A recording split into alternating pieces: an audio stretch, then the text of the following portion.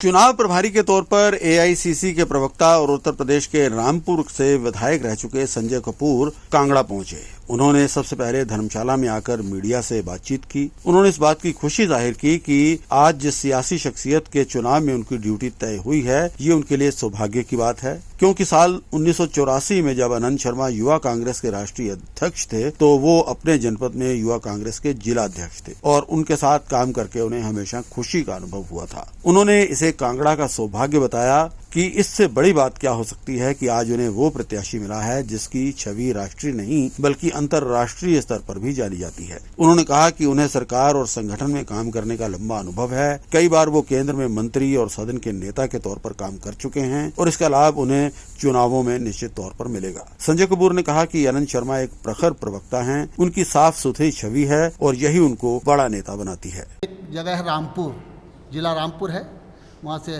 मैं 10 साल अभी विधायक रहा हूँ और लोकसभा का चुनाव भी मैंने 2014 में पीलीभीत से मेनका जी के जहाँ से लड़ती हैं वहीं से लड़ा था और 2019 में मैंने रामपुर से लोकसभा का चुनाव लड़ा था।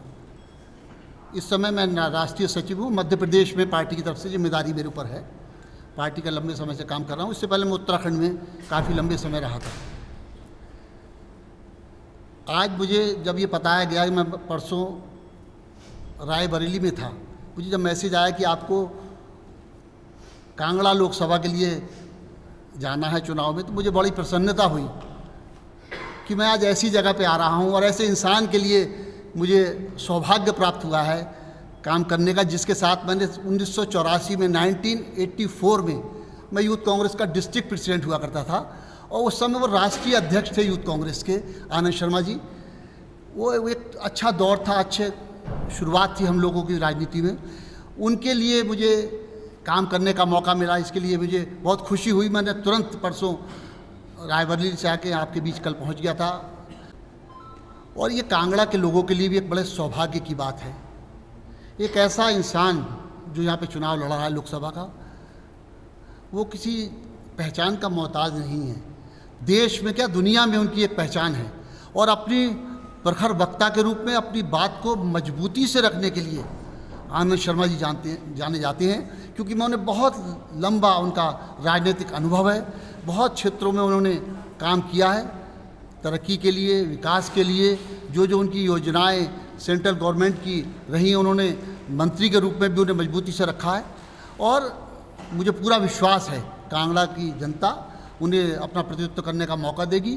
तो कांगड़ा के लोगों की जो समस्याएं हैं, जो कांगड़ा के लोगों की जो आवाज़ है वो दिल्ली तक पहुंच सके, इसके लिए एक ऐसे मजबूत इंसान की आवश्यकता भी थी कांगड़ा को, और जिसको पार्टी ने, कांग्रेस पार्टी के नेताओं ने उन्हें प्रत्याशी बनाया है। और मुझे पूरा यकीन है वो यहाँ से जीतेंगे और देश में इंडिया गठबंधन की सरकार बनने जा रही है, उसमें मजबूत मंत्री के रूप में वो चुने आएंगे, ऐसा मुझे पूरा विश्वास है। और यहाँ की जो समस्याएं हैं, लोकल बहुत समस्याएं तो हर जगह हैं, क्योंकि जिस तरीके का माहौल सेंट्रल गवर्नमेंट ने, एनडीए गवर्नमेंट ने पिछले 10 साल से कर रखा है, उसमें कहीं ना कहीं जनता बदलाव का मन बना चुकी है।